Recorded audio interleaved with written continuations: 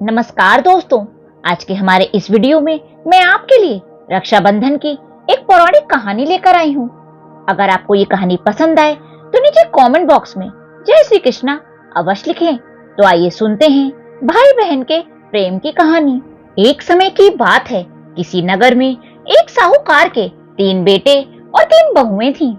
साहूकार की सबसे छोटी बहू बहुत सुशील और संस्कारी थी, साथ ही वह भगवान कृष्ण की अनन्य भक्त भी थी। सावन के महीने में जब रक्षाबंधन का त्योहार आया तो साहूकार की दोनों बड़ी बहुएं अपने अपने मायके जाने की तैयारी करने लगी। सुबह उठकर वे दोनों जल्दी जल्दी घर का सारा काम करने लगी।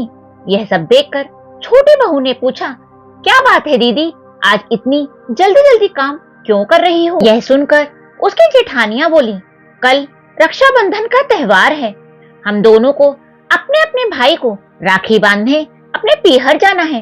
तेरा तो कोई भाई है नहीं, तो तू क्या जाने रक्षाबंधन का त्योहार क्या होता है, भाई बहन का प्यार क्या होता है। छोटी बहू को ये बात बहुत बुरी लगी और वो भगवान श्री कृष्ण के सामने जाकर रोने लगी और बोली, यदि आज मेरा कोई भाई होता तो आज मैं भी अपने पीहर जाती।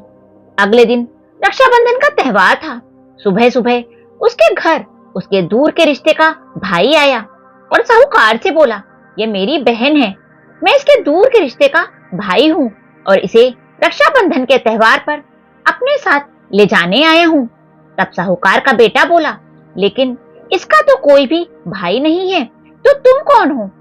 उसके बहुत समझाने पर साहूकार और उसका बेटा मान गए और छोटी बहू को उसके साथ भेजने के लिए तैयार हो गए। परंतु छोटे बहू के पति के मन में कुछ शंका थी, तो वह बोला, आप इसे ले तो जाइए, परंतु इसे वापस लेने मैं स्वयं आऊंगा। ऐसा कहकर उन्होंने छोटी बहू को उसके भाई के साथ रवाना कर दिया। रास्ते में चलते चलते छोटी बहू ने अपने भाई से कहा, भैया तुम इतने सालों से कहाँ थे और पहले कभी मुझसे रक्षाबंधन पर राखी बंधवाने क्यों नहीं आए? इस पर उसका भाई बोला, बहन मैं 7 समुंदर पार परदेश में कमाने गया था। जब वह दोनों अपने घर पहुंचे तो घर में भाभी ने अपनी ननद का खूब स्वागत किया। फिर उन्होंने रक्षाबंधन का त्योहार मनाया। ऐसे ही हंसी खुशी से समय बीत गया। एक दिन छोटी बहू का पति उसे लेने उसके घर आया तो महल जैसा घर और ऐशो आराम देखकर चकित रह गया।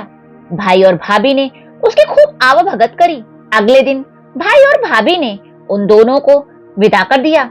विदा करते समय खूब सारा सोना चांदी हीरे जवाहरात दिए। थोड़ी दूर जाने पर छोटी बहू का पति बोला, अरे मैं तो अपना कुर्ता गलती से वहीं भूल आया हूँ। तब वह बोली, कोई बात नहीं, आपका कुर्ता तो बहुत पुराना था, इतनी दूर वापस जाएंगे तो घर पहुँचते पहुँचते अंधेरा हो जाएगा। लेकिन उसका पति नहीं माना और वापस उसके घर जाने के लिए निकल पड़ा। जैसे ही उसके भाई के घर पहुंचा तो उसने देखा वहां महल नुमा घर की जगह एक पीपल का पेड़ है और उस पेड़ पर उसके पति का कुर्ता टंगा है। ये सब देखकर वह बहुत नाराज हुआ और अपनी पत्नी से बोला, ये क्या काला जादू है? कौन था वो? तेरा भाई बनकर तुझे यहाँ लेकर आया था। मुझे तो शुरू से ही उस पर शक था, इसलिए मैं तुझे लेने आया था। बता कौन था वो? ऐसा कहकर वो छोटी बहू को मारने लगा। इतने में तेज प्रकाश के साथ भगवान श्री कृष्ण वहां स्वयं प्रकट हुए और बोले, इसे मत मारो, ये मेरी बहन है। हर साल रक्षाबंधन के त्योहार पर ये मुझे राखी बांधती आई है और अब मैंने इसका भाई होने का फर्ज निभाया है। मैंने इसे अपनी बहन माना है।